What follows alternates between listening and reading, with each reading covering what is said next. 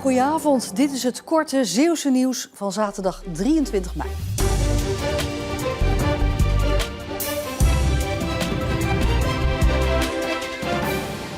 Op de Wemeldingse Zandweg bij Capelle is vanochtend een persoon overleden bij een verkeersongeval. De automobilist botste tegen een boom. De politie doet onderzoek naar hoe het ongeluk kon gebeuren. De politie meldt dat het om een eenzijdig ongeluk gaat. De weg is enige tijd afgesloten geweest. Verzetsstrijder Marie Blommaert uit Lamswaarde is deze week op 105-jarige leeftijd overleden. Dat heeft het Nationaal Monument Kamp Vught bekendgemaakt. Blommaert was 19 toen de oorlog uitbrak. Ze zat in het verzet als koerier van voedselbonnen en verzetskranten. Nadat ze werd opgepakt, kwam ze eerst in kamp Haren terecht en daarna in kamp Vught. In beide kampen weet ze in het geheim briefjes naar huis te sturen. Ze bleef tot op hoge leeftijd vertellen over wat ze had meegemaakt in de oorlog. En ik blijf erop hameren dat haat niets oplost. Meestal blijven de ophaalbruggen van kastelen omhoog. Maar op de dag van het kasteel laten eigenaren ze zakken voor nieuwsgierigen. Zo ook bij kasteel Duinbeek in Oostkapelle. Je loopt er voorbij en dan kijk je er vol bewondering naar. En dat meneer zijn huis nu openstelt en zijn tuin eromheen om ons ook een kijkje te geven. Ja, dat is echt speciaal. Duinbeek ziet er misschien niet uit als een standaard kasteel, maar kreeg in de 14e eeuw in de volksmond wel die titel. Opvallend is ook het torentje bovenop. Oude eigenaren waren ook eigenaar van Huizen 's-Hertogenbosch. In Middelburg staat ook een torentje op. Dus, Gek op torentjes. Ja, zoiets. Ja. De huidige eigenaar woont er al 12 jaar, maar vindt het niet altijd even praktisch. Denk maar aan de ruiten wassen of even als er iets aan de goot markeert of wat. Je kunt er bijna nergens bij. Dus in die zin is het heel onpraktisch. Maar wel leuk. Ja, zeker. Omdat ik graag buiten ben eigenlijk. Ik ben een buitenmens en ja, daar voldoet het aan. En dan neem ik de rest voor lief.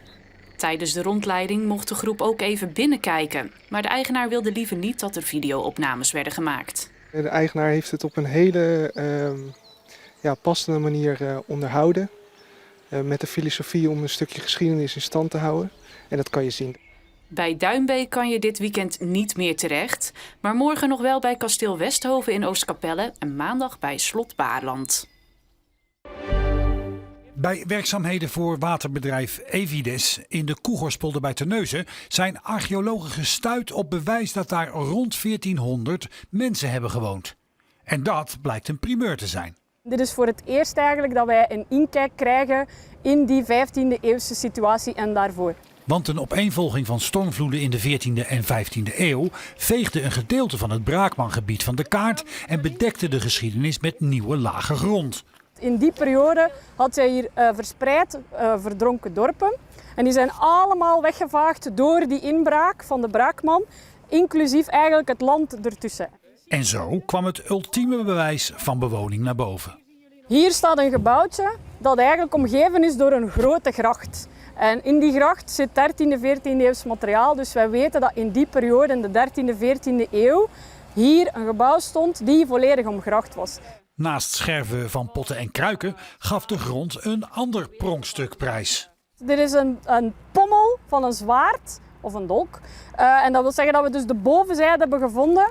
En dat weten we omdat er aan deze kant een mooi konisch gat zit en aan deze kant een kleinere. En hier zat eigenlijk het heft in, van het handvat erin. En dat is heel tof om te vinden, want ik heb dit nog nooit gevonden.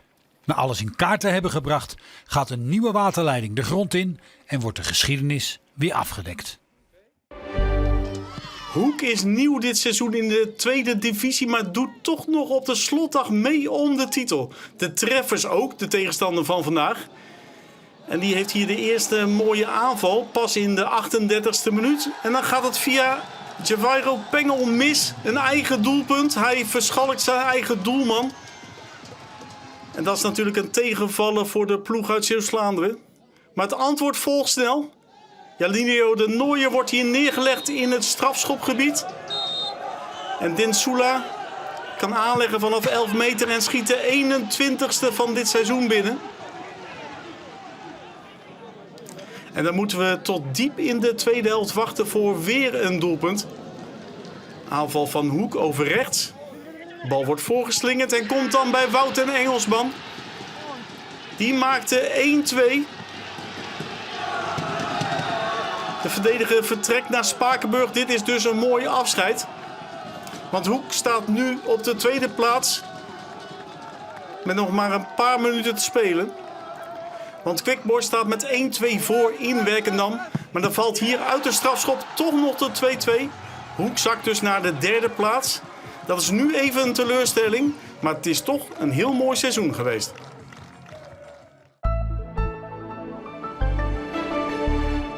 Het was vandaag een uitgesproken zomerse dag.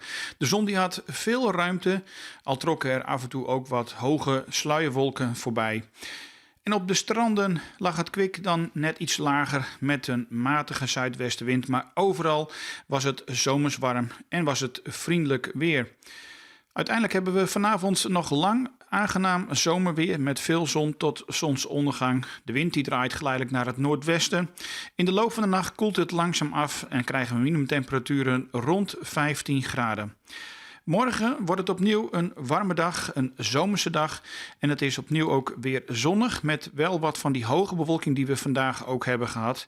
En de temperatuur die loopt morgen op naar 25 tot 28 graden. En de wind die komt morgen uit het noordoosten en is matig. Ook tweede Pinksterdag blijft het volop zomerweer in Zeeland. En de temperatuur is ook weer net zo hoog als morgen. Het wordt gemiddeld zo'n 28 graden en de zon is ook weer volop van de partij. De dagen daarna houden we het zonnig weer. Al wordt het in de tweede helft van de week geleidelijk wel iets minder warm. Maar met 23 graden is het nog steeds erg aangenaam. Dit was Zeeland Nu. En zometeen Zeeland de Week met daarin een overzicht van het Zeeuwse nieuws van de afgelopen dagen. Dus heel graag tot zometeen.